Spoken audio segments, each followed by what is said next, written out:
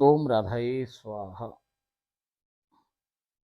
श्री राधानी सरकार की जय हो, जय जयकार हो। उनके श्री कृष्ण जी की जय हो, जय जयकार हो। उनके अष्टसखी मंडल की जय हो, जय जयकार हो। उनके सकल निजूत की जय हो, जय जयकार हो। उनके सकल निज दरबार की जय हो, जय जयकार हो। ओम राधाई स्वाहा।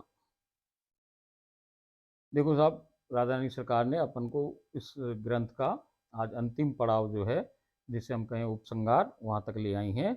अब इसकी वो शुरुआत वो कर रही हैं। यही अंतिम इस ग्रंथ की स्थिति है और ये कभी ख़त्म नहीं होगा ग्रंथ, ये तो क्रमशः ही रहेगा। क्योंकि कोई चीज़ उनकी बोली ख़त्म ना हो सके, समापन ना हो उसका, तो वो तो क्रमशः ही रहे, वो लगातार चल रही है, अविरल है वो तो। वहाँ कई चीज़ रुक थोड़ी रही, कोई रुकावट है ना वहाँ भैया। ये आज खत्म होगा ये तो फिर राधा जन 2 आ जाएगा, राधा जन 3 आ जाएगा, राधा जन 4 आ जाएगा, मगर इसकी कोई अंत नहीं है, ये अंतहीन है। तो आज से हम उपसंहार वो हमको बता रही हैं क्या है। अध्याय 8 उपसंहार। अब देखो साहब, इसकी शुरुआत उन्होंने एक पद से करी है जो हमसे उन्होंने लिखवाई। कोई जीवता पाया नहीं जो बन गया हो सांची की लाश। अब वो कह रही हैं कि ऐसा बड़ा असंभव काम है भैया कि कोई जीवता ही जी मर जाए। कोई जीवता पाया नहीं जो बन गया हो सांची लाश। मरे बिना किस विधि मिले परम दुर्लभतम गोलोकवास। ये बात उन्होंने बता दी कि पहले गर्दन काटो भैया फिर आओ, मतलब बुद्धि को हटाओ। अवतारी से ऊपर उठे नहीं कोरे युगल में ही है विश्वास। ऐसो सूरमा चाहिए स्वामिनी स्वामिनी जू में खोदे होश हवास।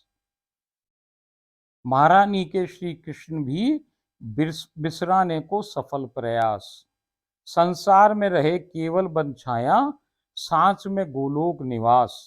समझो तब तो कर ली स्वामिनी जू की उस जीव ने कठिन परीक्षा पास। अंगुलिन गिन सको ऐसे बाकी करोड़न फालतू बकवास।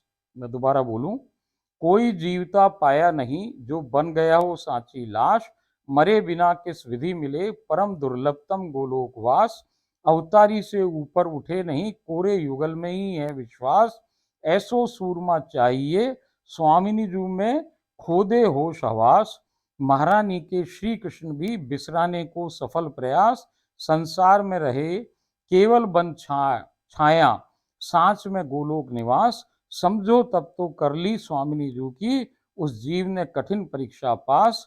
अंगुलिन गिन सको ऐसे बाकी करोड़न फालतू बकवास। प्रियादासी जोड़ी। गोलोक की दुनिया भी क्या अजब निराली दुनिया है भाई। अभी एक अब वो बात बता रहे हैं कि भाई कितनी अजीब अजब निराली दुनिया है वहाँ की। अब क्या क्या देखो वहाँ कैसी अजब निराली है भैया। कहे ना कि अविरल है, नित्य नवीन है। गोलोक की दुनिया भी क्या अजब निराली दुनिया है भैया। अभी एक उत्सव चल ही रहा है, उधर परिकर दूसरे नए उत्सव की तैयारी में लगे हुए हैं। कुछ उससे अगले उत्सव की तैयारी की योजना बना रहे हैं भाई।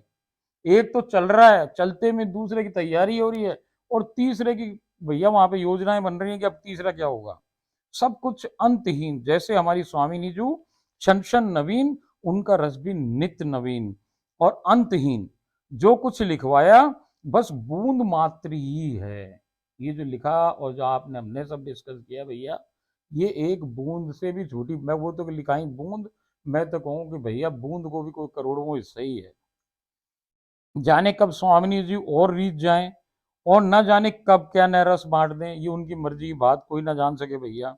प्यास जगाए रखिए, मुंह खोलकर चकोर की तरह बैठे रहो भैया। चकोर कैसे बैठे रहे, चांद की तरफ ऊपर मुंह कर ले और भैया मुंह खोल के रखे। क्यों? क्योंकि स्वाति नक्षत्र में जो बूंद गिरे भैया गिर जाए, बस वो उसी के लिए बैठी रहे। तो ऐसे ही वो कह रही है कि प्यास जगाए रखिए, मुंह खोलकर चकोर की तरह बैठे रहिए। ना जाने कब स्वामिनी जी के अद्भुत व चमत्कारिक रस की बूंद आ टपके भैया। बस स्वामिनी जी की ओर टकटकी लगाए रहिए और बस यही गानों गाते रहो भैया। अखियों को रहने दो स्वामिनी जी की अखियों के आसपास, कि दिल दूर से दिल की बुझती रहे प्यास। एक फिल्मी भजन है। अब भैया एक भजन है वो फिल्मी, उसको गाना भी कहो आप, कई लोग गाना कहें कई भजन कहें, हम तो उसको भजन ही कहें। जिसे आपने अनेकों बार गुनगुनाया होगा, वह सुना होगा, स्कूलों तक में अनेकों बार गवाया जाता है। परंतु कभी इसका सही अर्थ आपने समझने की कोशिश की क्या भैया? नेक से भी बुद्धि लगाई हो तो आपको समझ में आई इसकी बात। इस भजन में संपूर्ण मानव जीवन की यात्रा का रहस्य छुपा हुआ है। संपूर्ण मानव जीवन की यात्रा का ये भजन इस ग्रंथ का सार ही है। ये जो भजन है भैया, ये ग्रंथ है जो अपन ने पहले प्रस्तावना से लेकर उपसंहार तक पढ़ रहे हैं भैया। ये भजन की कहानी है सारी। क्या है? मेरे को राग ना है भैया, फिर भी राग थोड़ी सी लगाऊं मैं। तू प्यार का सागर है, तू प्यार का सागर है, तेरी एक बूंद के प्यासे हम,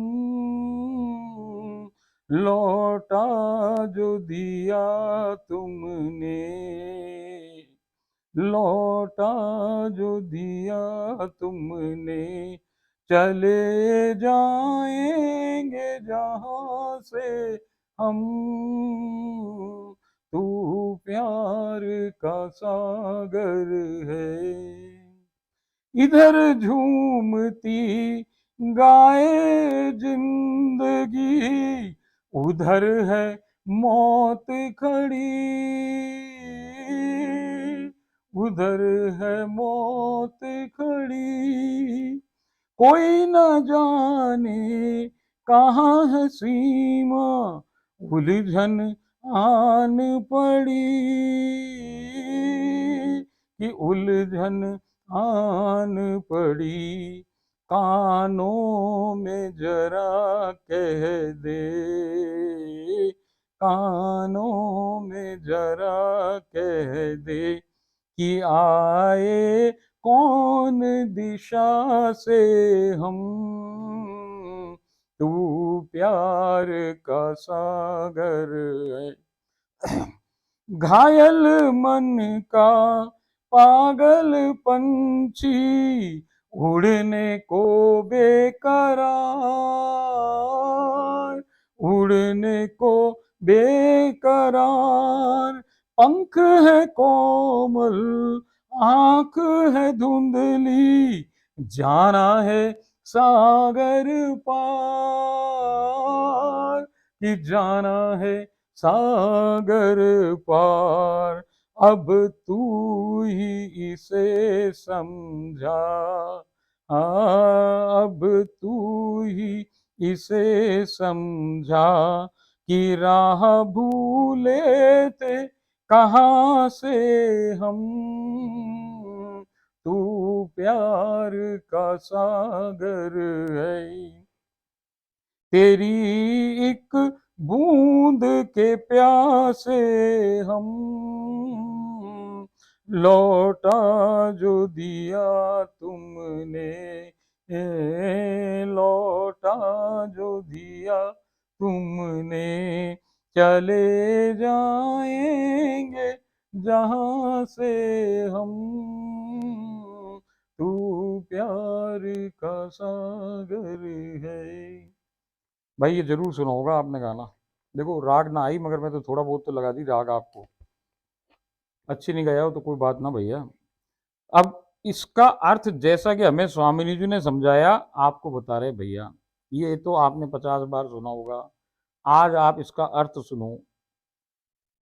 जीव स्वामी जी से कह रहा है कि तू प्यार का सागर है, तेरी एक बूंद के प्यासे हम। प्रेम का समुद्र कौन है भैया? गोलोक धाम की महारानी श्री राधानी सरकार खुद ही प्रेम का समुद्र है भैया। जीव उनसे विनती कर रहा है कि तुम तो प्रेम की सागर हो भैया, प्रेम का समुद्र हो, हम तुम्हारे प्रेम सागर का बूंद भर रस पीना चाहते हैं, एक बूंद रस हमें दे दो भैया, हम तरस रहे हैं। अर्थात राधा सार या राधा तत्व जानना चाहते हैं भाई। श्री स्वामिनी जी अपनी धारा के साथ जीव को संसार में भेज रही हैं अभी। जीव उनके सम्मुख खड़ा है और वो बेचारा क्या कह रहा है, उसको उसका नंबर आ गया कि तुम धारा के संग नीचे गिरो भाई। तो वो ये भजन ये सारा उसने गाया भाई। कैसे गाया? कि स्वामी जी अपनी धारा के साथ जीव को संसार में भेज रही है। वो व्यथित हो पुकार रहा है कि भैया लौटा जो दिया तुमने, चले जाएंगे जहां से हम। तो ये जो गोलोक धाम भैया तुमने नीचे पटक दिया तो हम तो यहाँ से चले जाएंगे, कहाँ संसार के माया संसार में गिर जाएं भैया। तो कह रहा है कि भैया लौटा जो दिया तुमने, चले जाएंगे जहां से हम, जहां कौन है यहाँ, गोलोक धाम, नित्य गोलोक नित्य वृंदावन से नीचे पटक रही हो धक्का देके। अर्थात हमको आप क्यों गोलोक से संसार में भेज रही हो भैया, और अंततः संसार में पहुंचा ही दिया, वो धक्का दे दे भैया, वो नीचे आ जाए संसार में। अब वो बेचारा नीचे आ गया, वो क्या गा रहा है कि इधर झूमती गाय जिंदगी, उधर है मौत खड़ी। अब वो गिर रहा था, गिरते गिरते चिल्ला रहा है कि अरे स्वामिनी जी रोक लो, देखो भैया इधर तो जिंदगी जो है झूमती हुई गा रही है, मतलब यहाँ मौत ना है, यहाँ पे क्या है, यहाँ पे कोई वो नहीं है, यहाँ तो नित्य है नित्य। अब जो इधर आ गया उसका पुनर्जन्म ना भये, उसको न मृत्यु से न उसके मौत होगी। पृथ्वी लोग तो कहाँ भेज रहे हैं उसको भैया, मृत्यु लोग भेज रही हैं।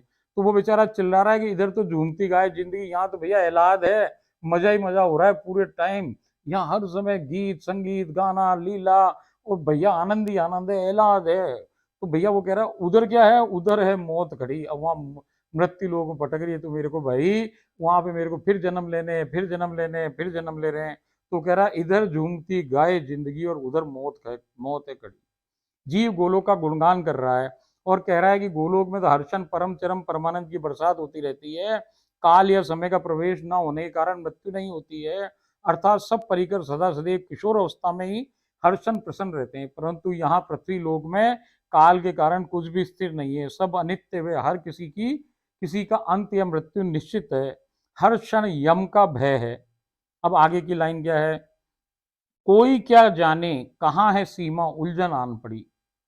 अब इसका अर्थ क्या निकाला बताया उन्होंने कि किसी जीव के बस की बात नहीं है कि वो स्वयं ही ये जान जाए कि संसार में विकार से कैसे इनको कैसे कम करें या दूर हो, क्योंकि ये जीव के किसी सीमा, जीव में किस सीमा तक पहुंच चुके हैं किसी को ये ज्ञात नहीं है। अर्थात कि भैया अब ये जीव के बस की बात ना है कि ये कीचड़ में फंसे हुए कि भाई वो निकल करके बाहर आ जाए।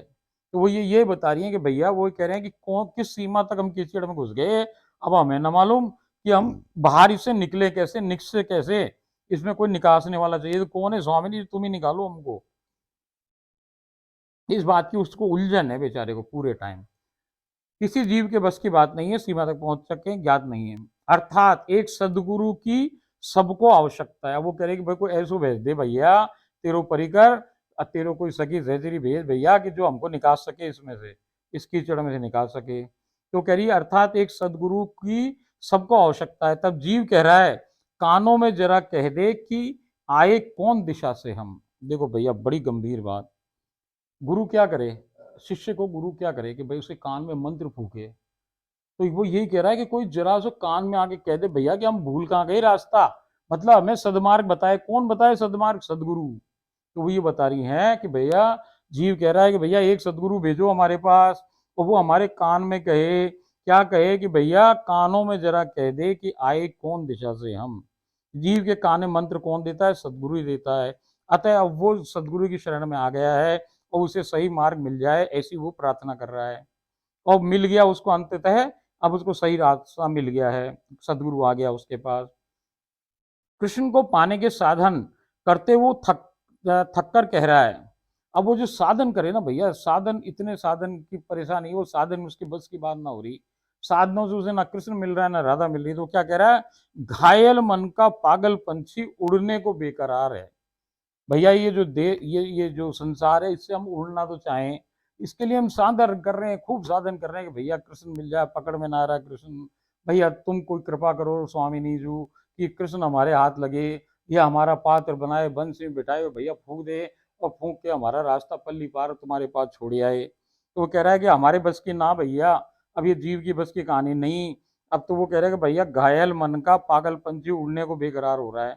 मन किस चीज से घायल हो गया, माया व उसके विकारों, काम क्रोध लोभ मोह ईर्ष्या अहंकार से मन घायल हो गया है। उसे अब पुनः भव सागर पार कर गोलोक जाना है। पंख है कोमल, अर्थात जीव के पास जो उपलब्ध साधन है वहां उससे पहुंचना असंभव है।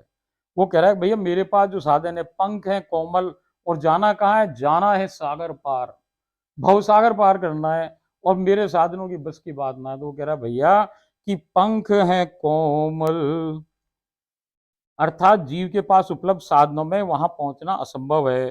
वहां जाना साधन साध्य नहीं है, बल्कि स्वामिनी जी का कृपा साध्य है। आंख है धुंधली, अर्थात पांच भौतिक शरीर की मन बुद्धि व इंद्रियों से परम लक्ष्य तक पहुंचना असंभव है। जाना है सागर पार, वहां पहुंचना तो भव सागर को पार करके है। अब तू ही इसे समझा कि राह भूले थे कहां से हम। सदगुरु की कृपा से अब जीव अवतारी कृष्ण की शरण में आ गया है और कृष्ण से प्रार्थना कर रहा है कि अब आप ही समझाइएगा और ऐसा कुछ करिए कि हम जान सकें कहां से आए थे, कहाँ जाना है, अर्थात हमारी मटकी फोड़िए और हमें राधा सार या राधा तत्व दो भैया, रास करो कृष्ण, रास करो, रस दो। तो वो कह रहा है अब तुम ही कुछ समझाओ भैया हमारे को, प्रदान करें और हमें पुनः अंतिम वह महालक्ष्य श्री राधा रानी सरकार जो कि प्रेम का सागर है तक पुनः पहुंचाइए। हमारे मन और चित्त और बुद्धि को विवेक में बदल दे, मन को चित्त में और बुद्धि को विवेक में बदल दीजिए और हमें अपनी नैया में बिठाकर पुनः गोलोक छोड़ाइए। बात समझ में आ गई होगी कि इस भजन में जीव की पूरी जीवन यात्रा का वर्णन किया गया है। देखो भैया, वो बेचारा वहां से गिरा धारा के संग इधर, अब कृष्ण ने उसको राधा राधा बोल के एस्केलेटर बिठा के भैया वापस पहुंचा दिया। यही पूरा ये भजन है, यही पूरा ये ग्रंथ है राधा सार, कि माया में पड़ा जीव कैसे करके वहां आ जाए। जैसे अपन ने कहा ना, छोड़ माया नगरी कपट काजा, अब तो शरण राधा रानी की आ जा। तो भैया ये पूरी कहानी ये है कि धारा से राधा, ये एक मंदिर की परिक्रमा, एक मानव जीवन की परिक्रमा, ये पूरा भजन, ये सब एक ही बात है राधा जन। तो बात को समझो सर। अब आगे वो कह रही हैं, फिर एक उन्होंने फिर एक ये पद लिख दिया है, लिखवाया है हमसे। एक ही प्रेम की मूल है, एक ही प्रेम को पेड़, एक ही प्रेम की मूल है, एक ही प्रेम को पेड़, जामे से फूटी भई दो प्रेम की डार। लोग कहें एक सो कृष्ण जगत करतार, दूजी को नाम राधा रानी सबकी सरकार। सबसे बड़ो बावरो, जामन लागी दो मध्य मेड़, लोगन को भारी भरम, एक ही डार लूम जाए, जा मूल पर पेड़ खड़ो वह मूल को ही भूल जाए। एक प्रेम डोर मूल डार पर डारी जाए, एक प्रेम डोर मूल डार पर डाली जाए, दूजी प्रेम डोर दूजी पर आप ही पड़ जाए। तभी बन जाए परम अनोखो झूलो प्रेम को, तेरो मानव जन्म सफल हो जाए। जा पर बैठ तू झूल, प्रेम हिंडोला मस्ताए, दे झोटा प्रेम को युगल, स्वयं ही तोहे झुलाए। मांझा तोहे प्रियदासी बारंबार समझाए। देखो भैया, बड़ी गुप्त बात है। मूल कौन है? मूल राधा रानी सरकार, उसी में से दो डार होगी। एक डार हुई जिसको हम कहें कृष्ण, एक डार हुई जिसको हम कहें राधा। अब हमको झूला झूलना है। झूला क्या है भैया? कि झूला ही सबसे बड़ा काम है उधर। झूलन क्रिया क्या है कि भैया, झूलन की क्रिया यही है कि भैया वही वाली बात है कि भैया संसार से गोलोक आने वाली क्रिया ही है ये, कि राधा कृष्ण ने धक्का दिया, वो राधा कृष्ण खड़े हैं, आपको धक्का दिया, तो धक्का दिया तो आप संसार की तरफ चले गए, दूर हो गए राधा कृष्ण से। फिर वापस इधर आ गए, सदगुरु ने इधर बोला कि भाई आ जाओ, तो वो फोर्स से राधा रानी के चुंबक से खिंच के वापस इधर आ गए और फिर उन्होंने संभाला। तो भैया ये सारी यात्रा वो खुद ही कराए। तो वो ये कह रही हैं कि एक डार है। अब वो ये कह रहे हैं कि जामे फूटी गई दो भार, वो एक को कृष्ण कहते हैं, एक को राधा रानी जो कि सबकी सरकार है। सबसे बड़ो बावरो जामन लगी दो मध्य मेड़। अब वो सबसे बड़ा मूर्ख है कि जो राधा और कृष्ण में भेद कर रहा है। मेड़ मतलब दीवार। तो वो कह रहे हैं भैया जिसने दीवार खींची है दोनों के बीच में, वो बहुत ही बड़ा मूर्ख है, उससे बड़ा तो मूर्ख कोई ना। लोगों को भारी भरम एक ही डार लूम जाए। अब भैया कई लोग ऐसे जो केवल कृष्ण को पकड़ के बैठ गए, भैया वो आगे बढ़ना ना चाहेंगे, कृष्ण ही है। तो वो कह रहे हैं कि कृष्ण को तो पकड़ लिया तो एक ही डार है, अब दूसरी जो मूल डार है ना, उसको ही भूल गए आप, राधा को जोड़ ही नहीं रहे हो संग में। तो भैया कि फिर राधा नहीं जुड़े तो भैया कुछ ना हो। और राधा के ऊपर एक डोर से और प्रेम की डोर फेंको राधा पे, तो कृष्ण पे तो अपने आप ही आ जाए भैया, पूरा झूला बन जाए और झूले पे बैठ जाओ और राधा कृष्ण स्वयं झूठा दे और तुम मस्ती से झूल भाई, इधर से उधर डोल और भैया गोलोक को आनंद ले। महल की टहल नहीं हो गए अब आप। देखो भैया एक वर्ड हो उधर, महल की टहल करो। तो महल किसको? राधा रानी को। अब वो झूठा दे रही है तो इसका मतलब आप इधर उधर हो रहे हो। कहाँ हो रहे हो? राधा रानी के नित्य गोलोक में, नित्य वृंदावन से महल में, तो आप कौन हो गए? महल की टहलनी हो गए, यानी कि अब आप राधा परिकर हो गए, यानी आप राधा की सखी सहचरी बन गए भाई। तो ये सब काम झूले को ही है, महल की टहलनी बना दिया अब आपको। ये बात वो बताइए कि भैया तू तो केवल राधा पे डोरो डाल प्रेम को, कृष्ण पे तो अपने आप ही डल जाई, दूजी प्रेम की डोर आप ही पड़ जाए, तभी बन जाए परम मनों को झूलो। झूला बन गया भैया तो तेरा मानव जन्म सफल हो गया। और उसने भैया मस्ती से अब तू टहलनी बन के घूम, और युगल तो ये झुला रहा है अपने आप ही। टहलनी का आपको सर्टिफिकेट किसने दिया भैया? परमिशन किसने दी? स्वयं स्वामी जी और कृष्ण भगवान जी की परमिशन कर रहा है। ये बात हम आपको बार बार समझा रहे हैं, बार बार समझा रहे हैं, बार बार समझा रहे हैं, मान जाओ भाई। प्रेम की मूर्त स्वयं श्री राधा ने सरकार व उनके श्री कृष्ण कोई दो तत्व ना होकर वास्तव में एक ही तत्व है। ये एक मूल या जड़ से निकला दो डाली का पेड़ है, अर्थात मूल शक्ति श्री राधा ने सरकार से ही उनके श्री कृष्ण निकलते हैं और दोनों मिलकर राधा कृष्ण हो जाते हैं। वही परम परमेश्वर है, वो सबसे बड़ा मूर्ख है जो इन दोनों में भेद करता है और इनको अलग अलग करता है। केवल एक डाल पर ही रस्सी बांधने से दूसरे पर अपने आप ही लग जाती है और प्रेम हिंडोला तैयार हो जाता है, जिस पर बैठकर राधा जन को स्वयं युगल ही झुलाकर प्रेम के रस में डुबोकर रसरूप बना देता है। ये परम सत्य है और सदा सदैव दोनों को साथ रखना आवश्यक है, परंतु जीव तो मूल यानी श्री राधा रानी सरकार की तरफ होकर ही रहता है, को रहना चाहिए। श्री राधा रानी के श्री कृष्ण से उसका कोई सीधा संबंध वहां नहीं होना चाहिए। श्री गोलोक धाम में ये ऐसा स्वीकार्य नहीं है। ऐसा हम स्वामी जी की प्रियदासी जोड़ी सबको बार बार बतलाते हैं, परंतु फिर भी कुछ जीव मानने को तैयार नहीं है। अब ये बता रहे हैं कि भाई आप पैदा होने से आज तक केवल दूसरों की बातों पर ही तो भरोसा कर रहे हो, एक बार हमारी स्वामी जी की बात पर ही भरोसा करके देखो, परिणाम आपको अपने आप ही समझ में आ जाएगा। झूठे भ्रम में कि ये अमूल्य मानव जीवन बर्बाद मत करो भैया, कोई अकलमंदी तो नहीं हो रही है ये, यहाँ कोई जोर जबरदस्ती का काम भी नहीं हो रहा है।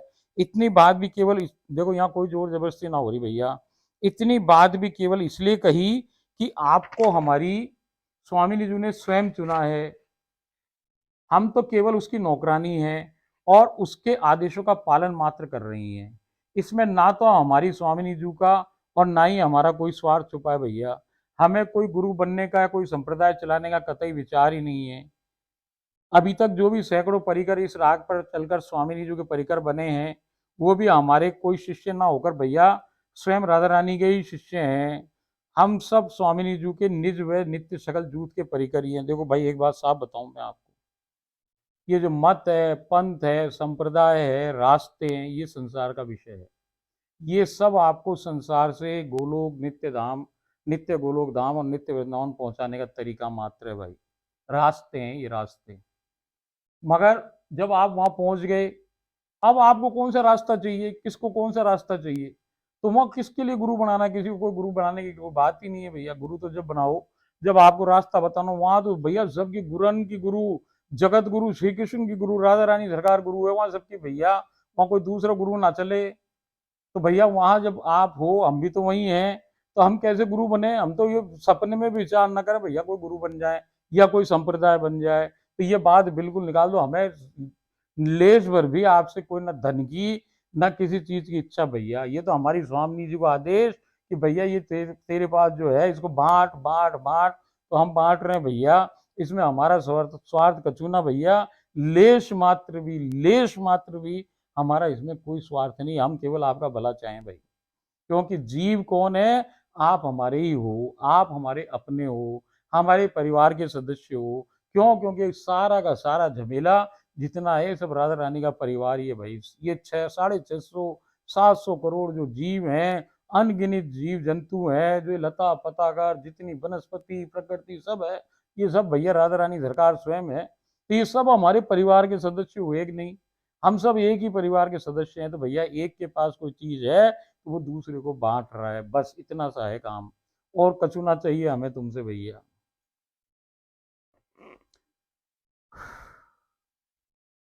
अतः गोलोक धाम में एक ही परिवार के सदस्य हैं हम सब।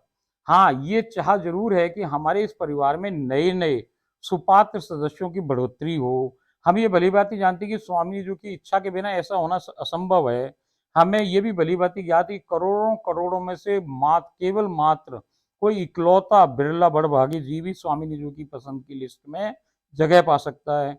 हमें ये विश्वास आपके प्रति इस कारण जागृत हुआ है कि इस बार आप ही वो जीव हैं, क्योंकि आपने स्वयं स्वामिनी जी द्वारा रचित अनमोल ग्रंथ पूरा का पूरा पढ़ लिया। देखो भैया, तुम्हें राधा रानी ने चुन लिया, यह हमारा पूरा विश्वास, क्योंकि ऐसी किसी की बिसात ना भैया कि जो इस पूरे ग्रंथ को लेख प्रस्तावना से, मतलब जहाँ से ये शुरू हुआ भैया वहाँ से अंत तक कोई सुन ले। और जिसने सुन लिया भैया, उसको राधा रानी ने चुन लिया, उसको चुना जब ही उसने सुना। तो इस बार आप ही का नंबर है, पक्की बात नोट कर लो, आपके मानस पटल पे लिख लो कि अब आप राधा परिकरी हो।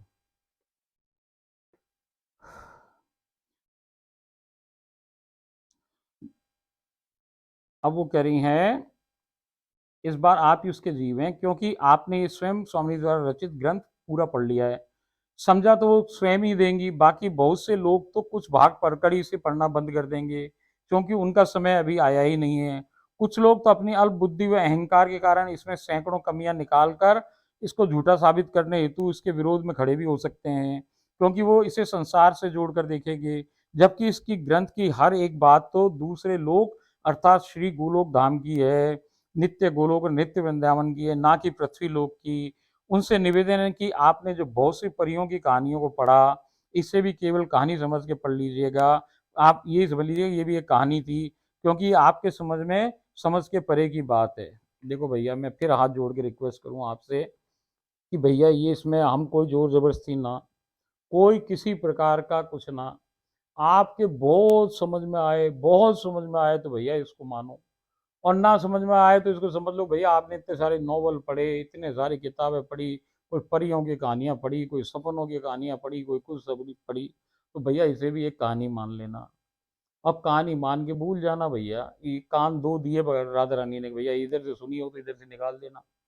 एक कान के तीन रास्ते, दो रास्ते हो भैया, एक तो क्या है इस कान से इस कान तक का रास्ता, एक रास्ता इस कान से इस कान तक का, और एक इन दोनों को का रास्ता अंदर जाए, सीधा सीधा सीधा अंतर मन में। देखो भैया, जो समझदार है जिसको राधा रानी ने चुन लिया, वो तो चाहे इस कान से सुनी चाहे इससे सुनी, उसने अंदर पटक ली, तिजोरी में मेल ली और अपनी जिंदगी में उतार लिया।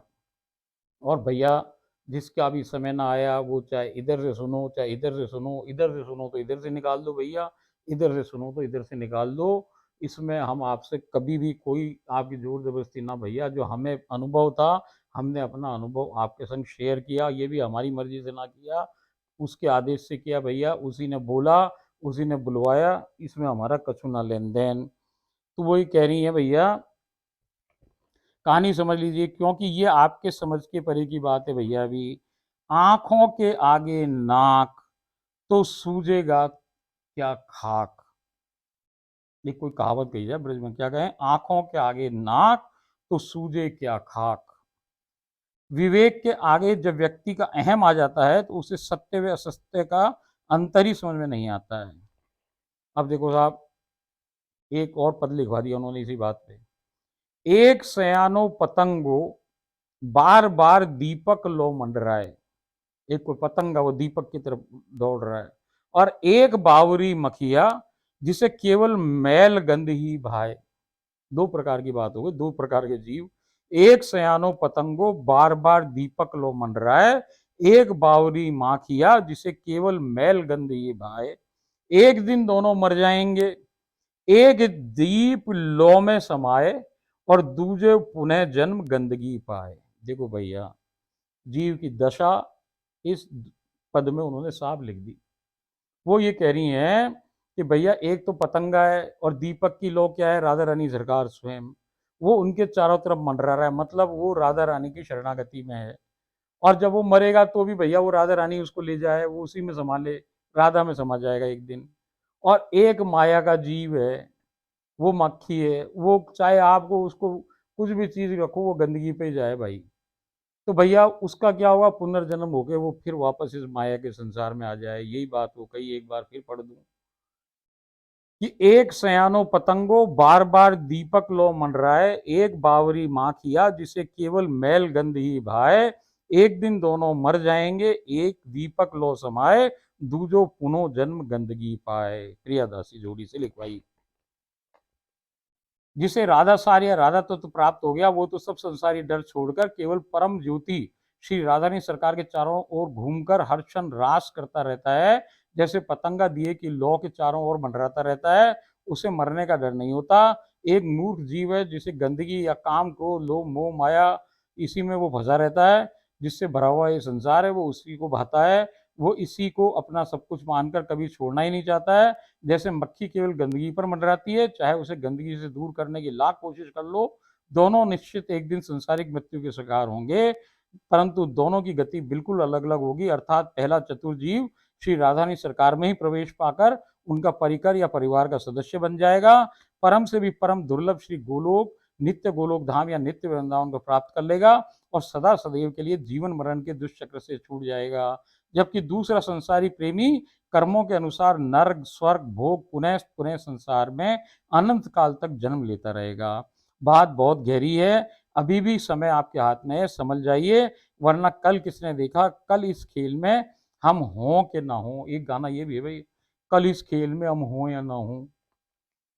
एक बड़ी विशेष बात, अब एक बड़ी स्पेशल बात बताई साहब। एक परिकर है छोटी सी, जो राधा रानी सरकार जिसकी गुरु, बड़ी छोटी है वो, अभी होगी 10 12 15 साल, 12 13 साल की बच्ची है।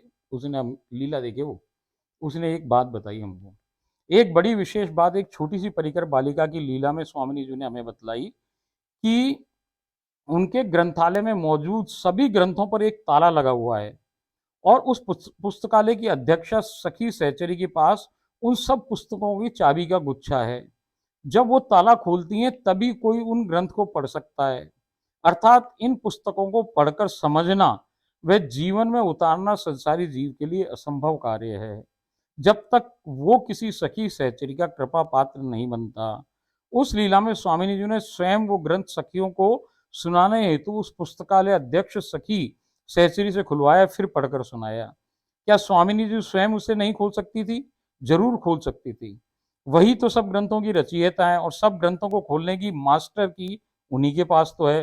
परंतु वो अपनी हर लीला में जीव को कुछ समझाना चाहती हैं। वो यहाँ उनका मकसद है कि देखो मैं स्वयं भी उस ग्रंथ को उस सखी सहचरी से ही खुलवाती हूँ, अतः तुम भी सखी सहचरी को प्रसन्न कर उस ग्रंथ को खुलवाकर उसी से समझो। ये प्रोटोकॉल की कहानी, जैसे मैं बताई, 3 की चेन, एक तरफ राधा, एक तरफ बीच में सखी सहचरी और फिर जीव।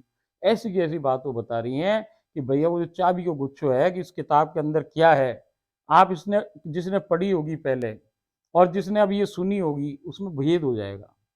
उसने कितनी मन से कितनी दिमाग लगा के बुद्धि सुनी होगी, और जो अब राधा रानी ने बोल के सुनाई, इसमें जमीन आसमान का फर्क हो गया। क्यों हो गया? क्योंकि इसका ताला खोल दिया गया उसे। हाँ, ताले की चाबी थी तो उन्होंने चाबी खोल दी भैया, तो अब इसमें जो छिपी रहस्य की बातें हैं वो सब उजागर हो गई। वरना शब्दों के अंदर शब्द हैं, फिर उनके अंदर शब्द हैं, फिर उनके अंदर शब्द हैं।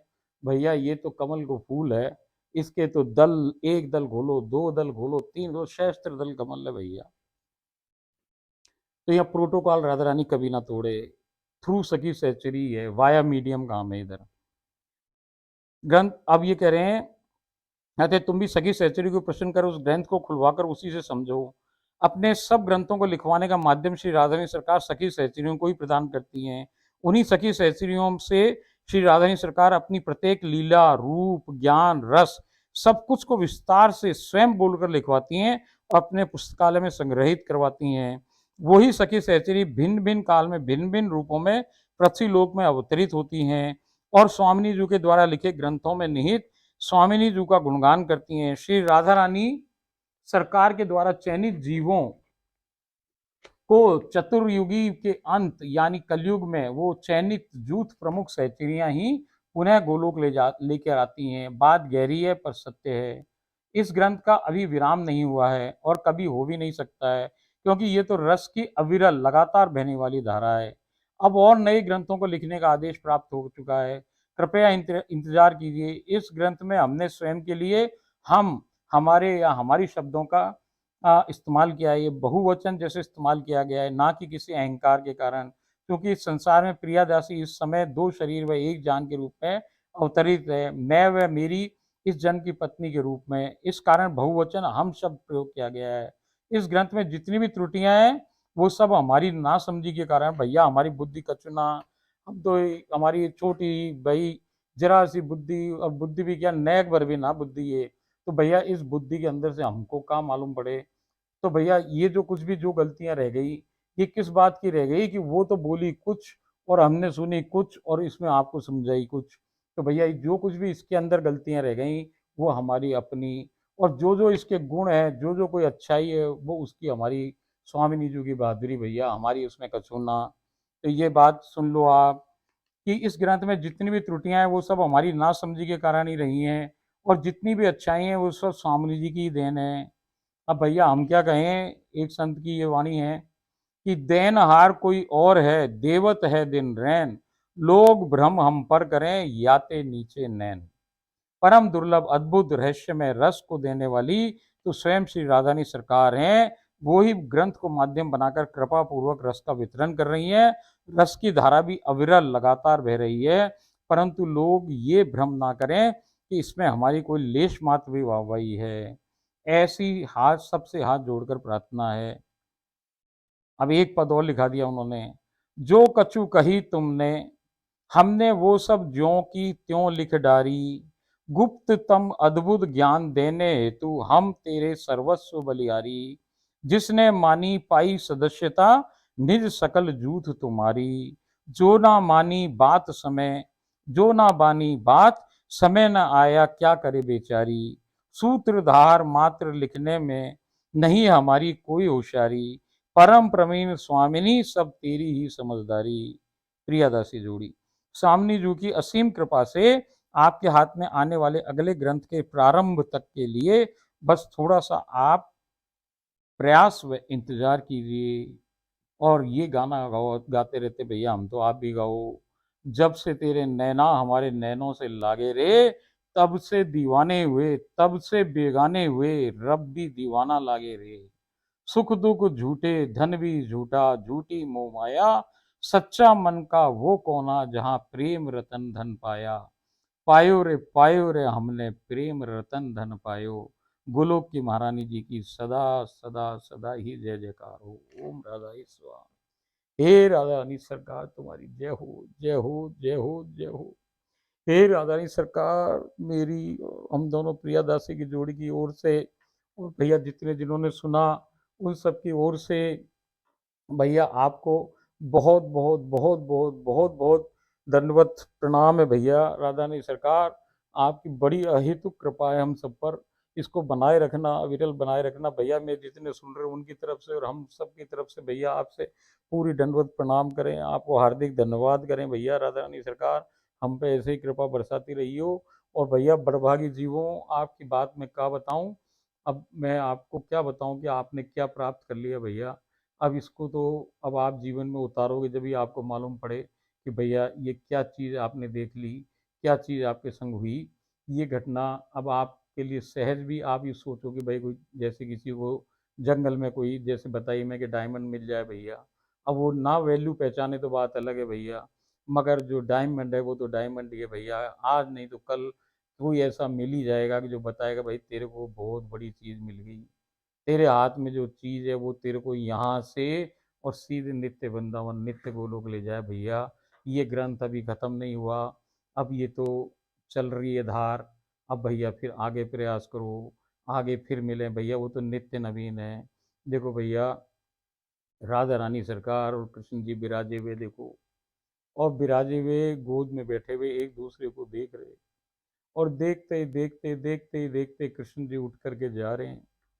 वो थोड़ी सी 2-5 कदम ही चले और राधा रानी कह रही है पीछे से ललता जी से कि "ए, ये कौन जा रहा है आदमी, ये कौन है, इतना सुंदर पुरुष कौन है"। वो कह रही ललता जी कह रही तू पागल हो गई, तेरे को अभी तो तेरे संगी पूरे टाइम तेरे संगी, तू पूछ रही कौन है भैया। बोले नहीं नहीं, जो मेरे संग था वो दूसरा था, ये तो कोई नवीन है, अब ये दूसरा हो गया। और उनने पलट के देखी तो वो सोच रहे कि भैया ये कोई वो राधा ना जो मैं अभी बैठा था, ये तो कोई और राधा है। ये तो नित्य नवीन कहानी है, ऐसी कहानी इतनी नित्य नवीन भैया, मैं आपको क्या बताऊं। बिल्कुल नवीन से भी नवीन है, इसमें तो हर क्षण तो बहुत बड़ी बात भैया। हर हर कोई समय है ना ना वहाँ तो बदल रही है वो नित्य नवीना है। तो भैया ये कभी काम खत्म ना हो, ये कभी भी खत्म ना हो, ये अनंत काल तक से, अनंत काल से चल रहा है भैया, अनंत काल तक चलता रहे, इसकी कोई सीमा ना भैया। वो राधा कृष्ण सम्मुख बैठे भैया, राधा रानी ने हीरे के डायमंड पहन रखे, डायमंड के कानों की वो पहन रखी झुम यहाँ पे, और भैया कृष्ण भगवान नीलम के पहन रखे, वो नीलम की रोशनी इस पे पड़ रही है। अब इसके प्रतिबिंब से वो जो डायमंड है वो और चमकने लग गया, इसका प्रतिबिंब उनके कानों पर पड़ रहा है तो वो और चमक रहा है। अब उसका प्रतिबिंब ज्यादा हो गया, वो रोशनी ज्यादा हो गई, वो फिर इस पे पड़ रही है भैया, तो ये और चमक रहा है, फिर ये पड़ के उस पे, ये अनंत कहानी है भैया। कि भैया आप नाई की दुकान बैठ जाओ, शीशा आगे पीछे, कितनी कितनी इरादा है, कितनी कितनी असंख्य कहानी भैया, ये नित्य नवीनों का देश है।